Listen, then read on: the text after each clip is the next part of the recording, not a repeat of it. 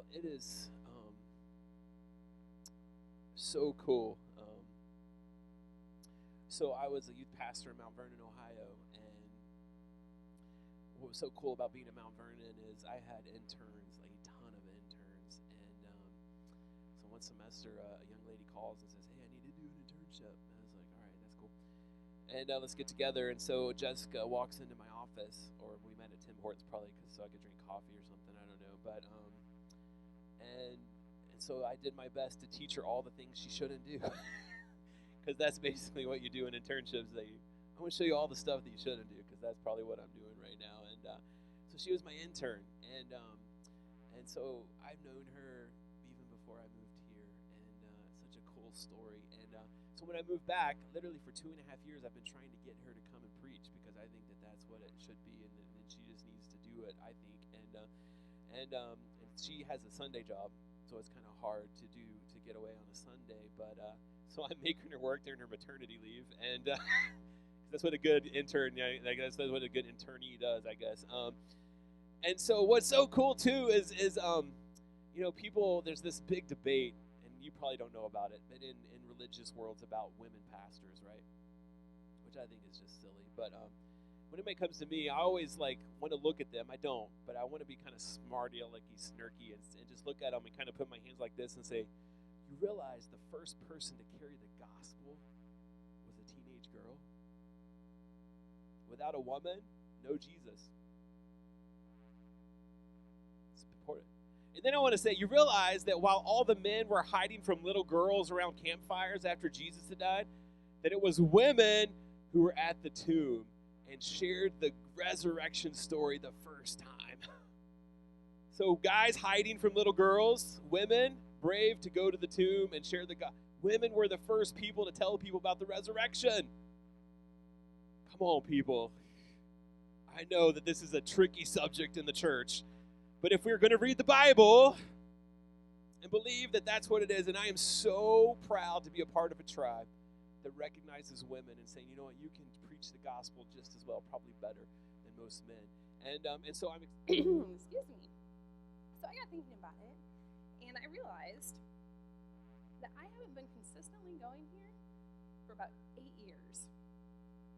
And then I saw all the kids up there, and I was like, holy cow, how are they that old? And then I felt really old, and I kind of not okay with that. So I figured since I haven't been here for 8 years, I would fill you in on what has happened in 8 years. Most of you probably know. If you talk to my mom at all, you probably know more than I know what has happened in the last 8 years. So since 2008, it's really weird to see myself right here. I graduated from Mount Vernon, so I've got some pictures, hopefully. I graduated from Mount Vernon with a degree in youth ministry. And while I was there, I found Sean. Well, he wasn't there. He was in West Virginia. But we met there. And we got married. So that was a picture. 4 weeks after I graduated, we got married. And then right after that, we moved to West Virginia because I didn't have a job and he did. So we moved where the job was. So we moved to West Virginia, and I worked at a daycare there for a little bit. And I also worked with a church, his home church, while we were there. And we lived next to his parents. And that motivated us really quickly to find another job. So after about 4 months, we found a job in Findlay. Well, I found a job in Findlay. So we moved to Findlay. And the next slide, I think, shows this is part of the staff. It has grown since then. I've been the staff there the longest, which is crazy because I've only been there 5 years. But that's part of our staff. So we moved there. As I work as the youth pastor, and I also do all of our media stuff for Sunday. So I put everything together and stuff on TVs and all that fun stuff. That's me. So we did that, moved to Findlay, and then we lived in a little 1-bedroom apartment, and we were like, this is nice, but we'd like a family. So we bought a house, which has been fun. Sean loves to do home ownership projects and tear things up, and our house doesn't look like that now. It has maroon shutters. The shrubs are not in the middle of the yard, and we have done so much stuff. Recently, he just did our kitchen. He completely took it all out and floor out and re-drywalled wall and insulate. It looks really cool. I should have put a picture in, but I didn't. So we got a new kitchen. So we wanted to start a family, so we got the house, we had everything ready, and then we kind of ran into some problems. Didn't work out quite as well as we thought. So I've always wanted to adopt, and Sean was like, maybe not. And I was wanting to go through the foster system. I wanted to, go through that avenue, and Sean was like, yeah, you know how messed up that is. So we were sitting in church one Sunday, and Pastor Mike was preaching, and he looks over me, he's like, so we're gonna foster. We just have to do this. And 2 months later, we had our foster license. So this is the lady who runs our agency. It's a Christian agency. Her name is Judy. So we got licensed as foster parents. So we did respite to begin with, which is just basically babysitting for foster parents because you can't have another person watch your foster kids, which is really annoying. So the next slide is we took on 3 kids for a week as our first placement, our first respite ever. But it was during Bible school, which was great because I could take them to Bible school and have a little bit of like, okay, I can do this just a couple more days. They're going to Bible school tomorrow, so I have a couple hours. So we took on these 3, and we're still friends with, they're still currently in foster system, and so we still get to see them. So we did respite, and then I found out I was pregnant, and then we had a miscarriage, and so then we took on these 2 boys. They're twin boys. They were almost 6 right before Christmas. That's Davion and Javion. They had a brother, Xavion, a sister, Avion.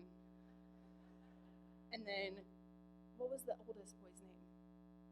It was like Bob or something. It was crazy. It was like, he had all these Avions, and then, what was his name? I can't remember it now. Yeah.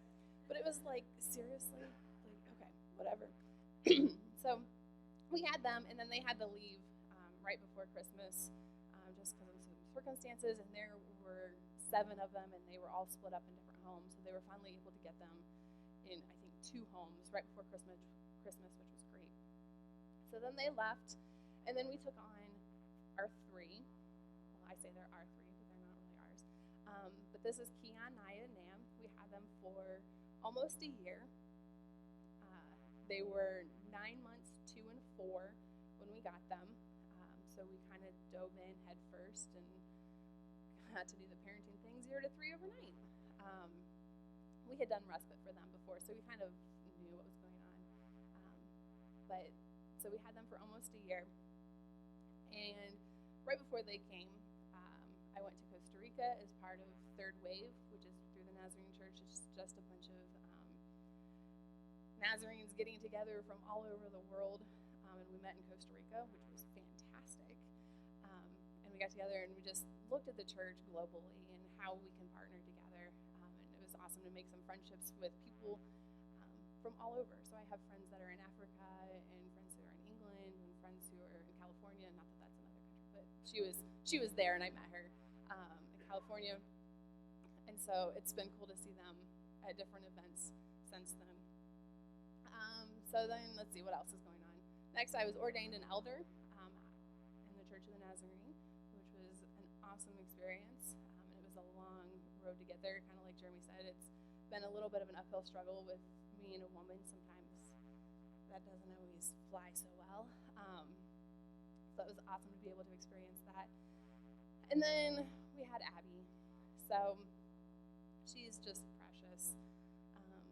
She came 2 weeks early, which was a surprise, but it worked out great for my mom because then she could come and she could go back to school. So she was praying for that. And then these are just a couple of pictures of what I get to do at Finley. I love my job. I work with the teens. I work with 7th through 12th graders, and then kind of the college students as well because they've been through the youth ministry, and I have a good relationship with them. So I get to baptize kids. I get pies in the face.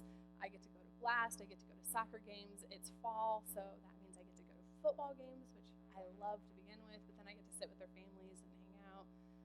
So I've got football and volleyball and golf and horses. I have a couple of kids that compete with their horses, so we get to go to the fair.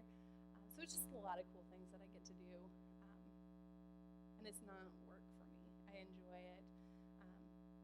So that's kind of what I do. And that's kind of a very, very brief summary of what has happened in the last 8 years. If you would like to know anything else, I'm more than willing to share.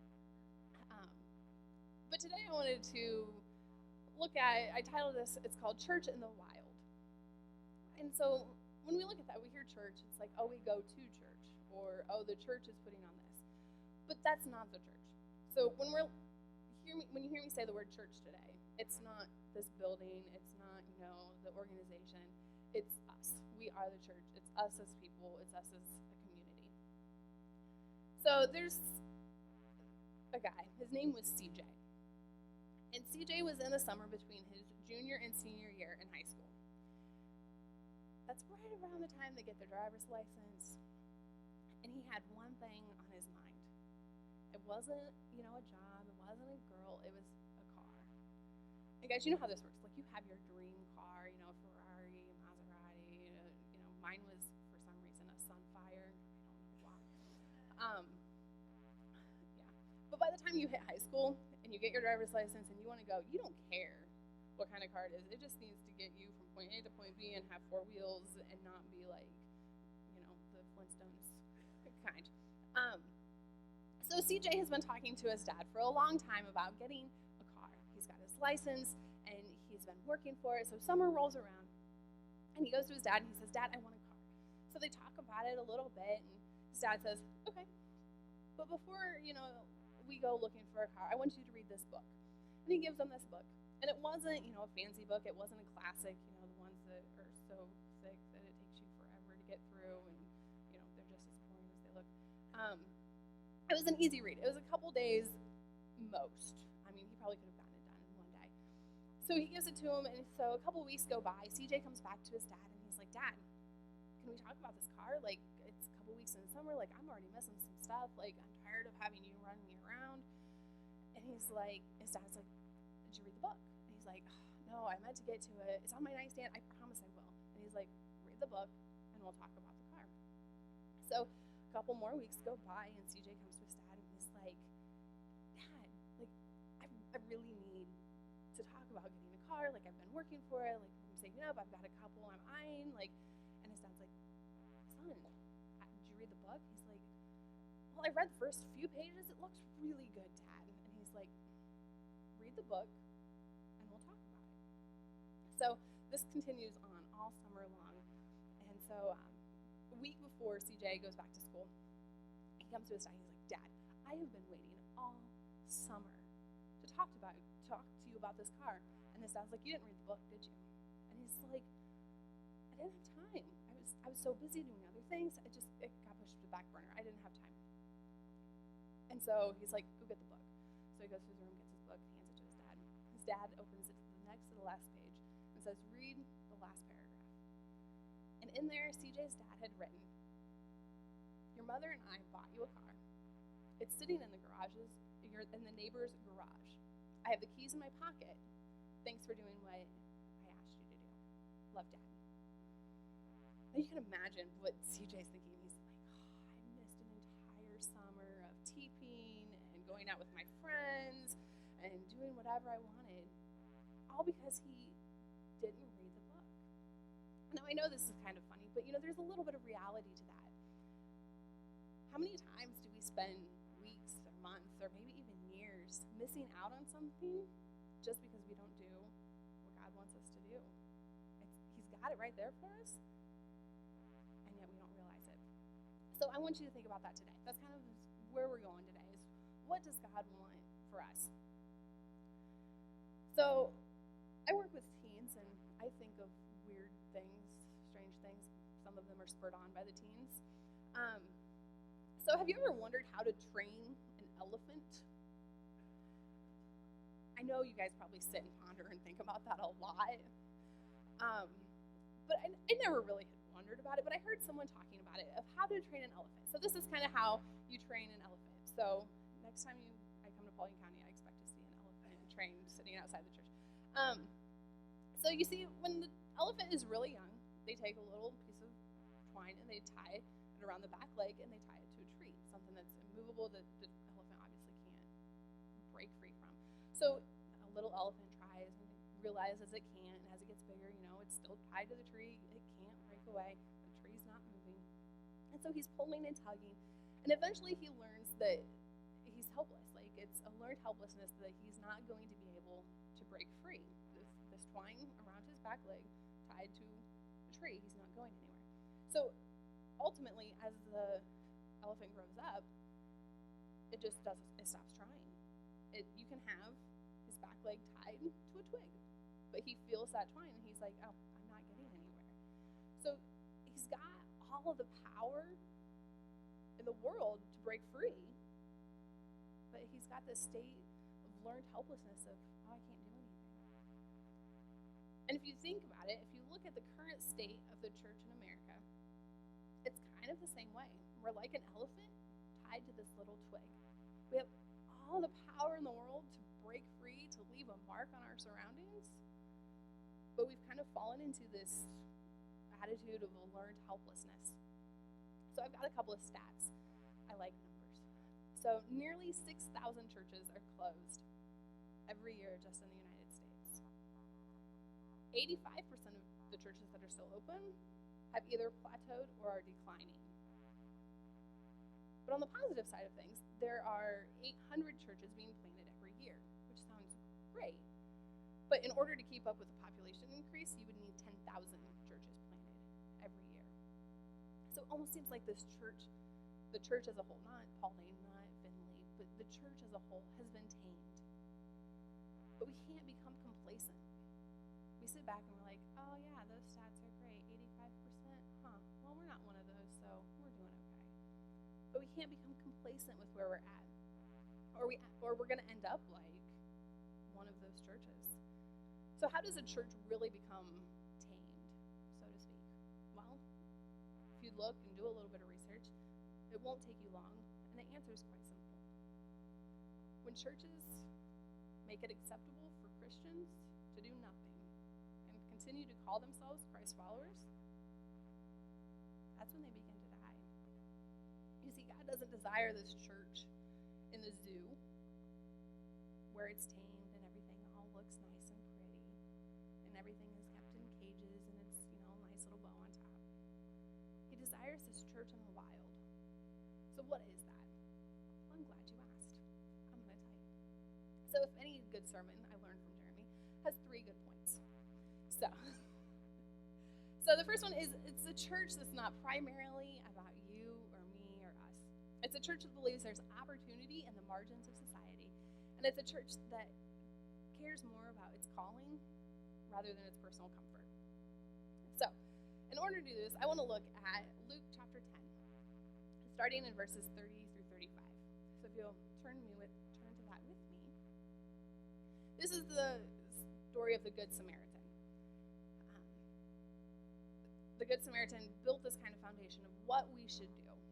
And I mean, we could spend weeks, months probably, on just this text. But we're just going to take a quick look at it today. It says, Jesus said, a man was going down from Jerusalem to Jericho when he was attacked by robbers. They stripped him of his clothes, beat him, and went away, leaving him half dead. A priest happened to be going down the same road, and when he saw the man, he passed by on the other side. So too a Levite, when he came to the place and saw him, passed by on the other side. But a Samaritan, as he traveled, came where the man was, and when he saw him, he took pity on him. He went to him and bandages his wounds, putting on oil and wine. Then he put the man on his own donkey, brought him to an inn, and took care of him. The next day he took out 2 denarii and gave them to the innkeeper. Look after him, he said, and when I return, I will reimburse you for any extra expense you may have. So I want to take a look just at verses 33 and 34 today. Like I said, we could spend a lot of time in this. But in 33 and 34, there's 3 characteristics that the Good Samaritan shows that describe a church in the wild. So the first one is, a church chooses to see things others ignore. So the Bible says that the Samaritan saw the man who was beaten and left for dead. But the Bible also says, did you catch it, the priest and the Levite saw him too. So what was different about what the Samaritan saw versus what the priest and the Levite saw? can't tell you how many times I have lost my phone. Well, I haven't lost it. I've misplaced it. That's what I like to say. It makes me feel better. And my husband, I will have him call my phone, and I'm like, Sean, where's my phone? He's like, seriously, if I had even like a penny for every time you asked me, he's like, I'd be rich. It's true. So, but most of the time, I'm looking for my phone, and I'm like, trying to head out the door. I'm already late. I thought I had my phone. I get in the van. I'm like, okay, oh crap, I need my phone. I'm going somewhere. I'm going to be gone a while, and like I need to make calls from there. And I'm like, I can't leave without it. So I run back in the house, and I'm like looking on the charger. It's not there. Is it on the bookshelf? No, it's not there. And I'm like, what was I just doing? Where did I put this? Recently, I've been looking in the fridge because I've been doing weird things recently. It's not there, and so I'm like running back out to the van. Is it in the van? No, it's not in the van. I'm checking my pockets. I'm checking the diaper bag. I can't find my phone anywhere. And of course, I'm home by myself, so I can't have Sean call it. And so it's like, oh, are you kidding me? More times often, it's like sitting right in front of my face, or I have it in my hand, or I put my sunglasses on my head and I can't find them. And it's like, how I will tear the house up in the van and like leave it in a disarray as I'm leaving trying to find this phone. We're relentless in pursuing the things that we deem valuable. My phone sometimes is valuable, and I can't leave the house without it, and I've got to find it. And we will do anything to find it. The Samaritan deemed the other man as valuable. He saw what others didn't see. As Christians, I think we'd all say, people are valuable, right? We all agree on that. We understand that everyone was created in the image of God. But why is it that we don't always act like it? I've heard some people in the restaurant industry, some of the teens, they work as waiters and busboys and things like that. But I've heard that a lot of times waiters and waitresses really don't like working on Sundays, especially for lunch. And I was kind of like, why is that? Well, it's all the church people. They come in with their big parties, and they have lots of requests, and then they tip really poorly. So here's a picture of a receipt that a pastor left for a waiter at Applebee's. And if you can't read it, it says, I give God 10%, why do you get 18? And they crossed it off and gave him 0. Now I know most of us are not like that over, and we wouldn't do that. But let's take inventory for a second. Do you treat people like they have value? Do you acknowledge a waiter's hard work? They might have 15 tables that they're trying to get to, and they're doing the best they can, and they've had a bad day, and they just didn't need one more thing. Do you open the door for door-to-door salesmen, or do you close all your blinds and hide and act like you're not home? Sometimes I do that. Do you look a homeless person or a person who looks like they don't fit in the eye as you walk by? Or do you act like you're on your phone, or you turn your head and you act like they don't exist? And I was guilty of that one a lot. But as in a class at Mount Vernon, I got to travel a lot in Mount Vernon. Love Mount Vernon for that. Plug for them. I got to travel a lot. And so one of these classes that I got had to take, we traveled to Washington, D.C., and we studied, we were in different parachurch ministries and got to look and see what they did. And then one of the days, we were actually homeless. Well, homeless for a day. But we had to try to look the part. So we bought bigger clothes and sweatpants. And then our professor called us in our hotel room. We didn't know when. He called us in the night before, and he's like, all right, I'm going to give you a call in the middle of the night. You don't know when it's going to be, and you're going to go into the city.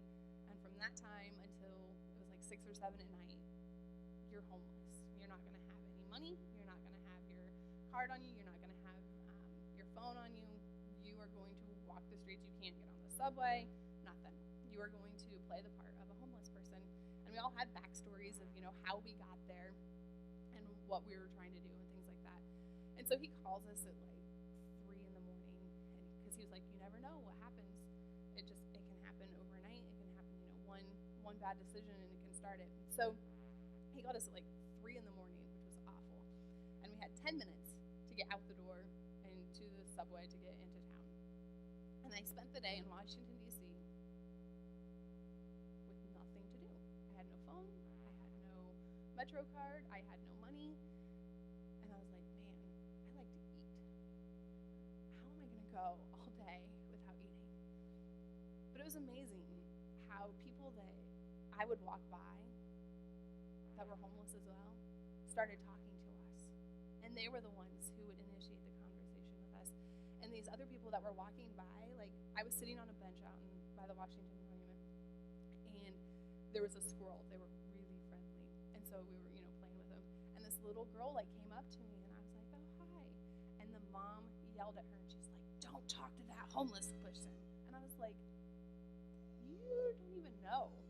I'm not homeless. But she perceived it that way.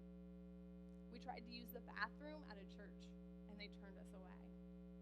They didn't want anyone who looked like us or, acted like us to be going to the bathroom at their church. And I was like, really? You guys are a church. But it was all the people that I didn't expect.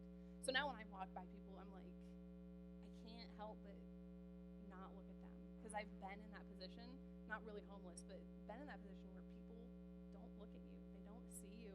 And they have no idea your story. By the way, I ate 4 meals that day, one of them at Starbucks. It was amazing, just the generosity of people. But what if we deemed people as valuable? Maybe it might look like this. So here's a picture of a receipt from pastor number 2. Up here it says, great job. I'm a pastor and I don't leave bad tips. And he left a $9 tip on a $31 bill. You never know the impact that can make on that waiter or waitress. Or maybe it's when you're going through Dairy Queen and you're getting your lunch and you know someone else needs lunch, you order an extra lunch and you give it to them. I know Sean and I have done that before. We see someone and we're on our way to go get food and we just order an extra meal, something that I would eat. Stop at a stoplight and one of us runs out and goes and gives it to him. You don't know what that does. Or maybe it's just even talking to the person, looking them in the eye, acknowledging that they're there and that they're a person. Abraham Lincoln once said, whatever you are, be a good one.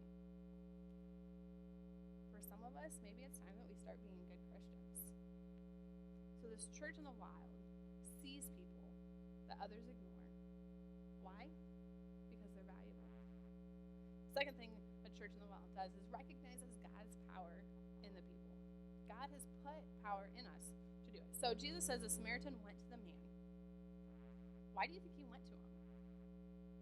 Well, it's because he knew that he could change it. He had the ability to change the guy's situation. He's laying there, left for dead, he's beaten, and he knows he can do something. He's going to pick him up, he's going to clean him up, he's going to put him on his donkey and take him in and get him help. He has the ability to change this guy's situation. But so many times, if we're honest with ourselves, we fail to recognize that we have this ability, this power. And part of, my responsibility as a pastor and as a youth pastor is to unleash this amazingness, that's not a word, but amazingness of what you have and what the teens have. Because God has given it to us and we can do something with it. So one of the ways that I kind of do this is with our teens.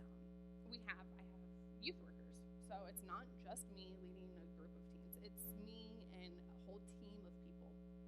And so I try to empower them to be what I am. Not what I am, but what they're youth pastors as well. They have the same impact. There's no way that I can impact every single teen and have a deep relationship with every single one of them. It's not possible. I don't have enough time in my day to do that and capabilities, relationships. And so we need people to do that for them. So I've got this team and I empower them. They're the youth pastors. They're right alongside of me. So I might be the one, on the stage or giving the lesson or my name might be in the bulletin, but they have that same Holy Spirit, that same power that any of us do. In the same way, you guys should be pastors here, where you work, in the schools, in Paulding County, in Paulding, wherever. You guys are the pastors. But if we don't recognize that, nothing happens. So it's kind of like this. I thought about this. Have you ever bought a toy for a kid's birthday and it's really cool? It's one of those, light up trucks or something like that that makes noise, but you don't try it out beforehand. So then you give it to the kid, he opens it up and he's so excited to play with it, and then you realize you need batteries. And you're like, and then normally you don't have batteries, and you're like, well, you're gonna have to wait until we can go to the store and get some batteries before you can play with it. But it's not like that with Jesus. When we see Jesus, he tells you the batteries are already included, they're there, and they're gonna stay forever.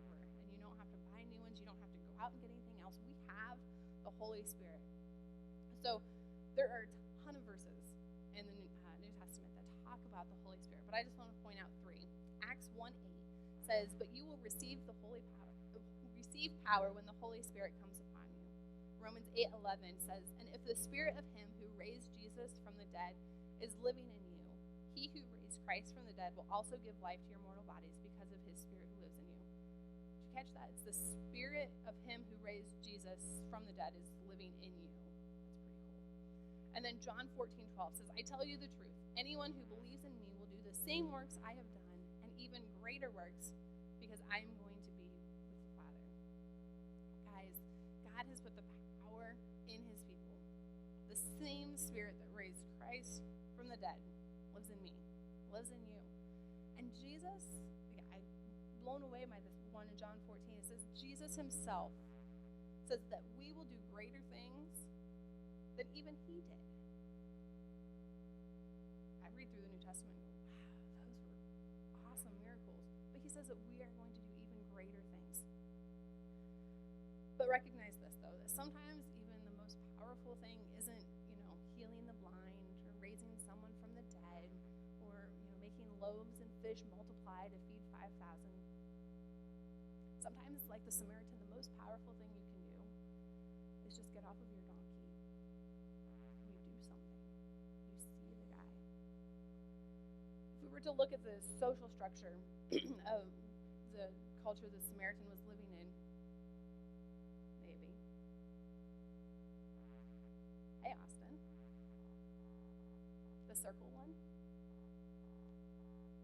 You would see that the priests were kind of in the middle. They were the highest of high. And then it kind of went out to the Levites, and then the normal Jewish person, and then the tax collector, then the Samaritans, and then the Gentiles. So the further you work out of the circle, the further away you are, like you're not as important. So remember, the priest and the Levite were the ones that passed by the Jew. How close they are to the normal Jew? They're right there. That would have made the most sense. But this guy who's a Samaritan who has been outcast, there's a whole big backstory of why they were outcast. It's a whole other sermon.